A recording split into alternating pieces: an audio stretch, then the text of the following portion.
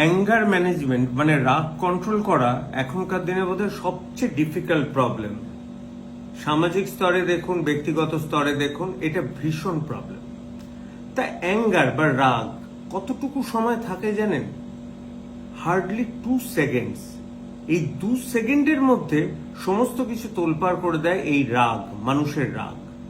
রাগের বহিঃপ্রকাশ অনেকের খুব বাজে বাজে কথার মাধ্যমে হয়, অনেকে মনের মধ্যে চেপে রেখে দেয়। তা যারা মনের মধ্যে চেপে রেখে দেয় তাদের কিন্তু ডেফিনেটলি প্রেশার বাড়বেই, আর যারা বহিঃপ্রকাশ হয় তাদেরও প্রেশার বাড়ে। সুতরাং ওই 2 মিনিট কন্ট্রোল করাটা কিন্তু সবচেয়ে ইম্পর্টেন্ট। কিভাবে কন্ট্রোল করতে পারবেন? যখনই খুব রাগ হবে আপনি জাস্ট ভাবুন যে কথাটা আপনাকে বলা হয়েছে সেটা ঠিক না ভুল। এইটুকু ভাবার টাইম নিন, সেটুকু টাইমে কিন্তু অ্যাঙ্গার কমে যেতে পারে। নাম্বার 2, চেষ্টা করুন সেই জায়গা থেকে বেরিয়ে যেতে, বেরিয়ে গিয়ে একটু হেঁটে আসুন। নাম্বার 3, আপনি চেষ্টা করুন 1 থেকে 10 গোনার, একটু লম্বা লম্বা শ্বাস নিন। মানে মূল আইডিয়াটা প্রত্যেকের হওয়া উচিত 2 মিনিটে যেটুকু সময় অ্যাঙ্গার থাকে সেটাকে কাটিয়ে দেওয়া।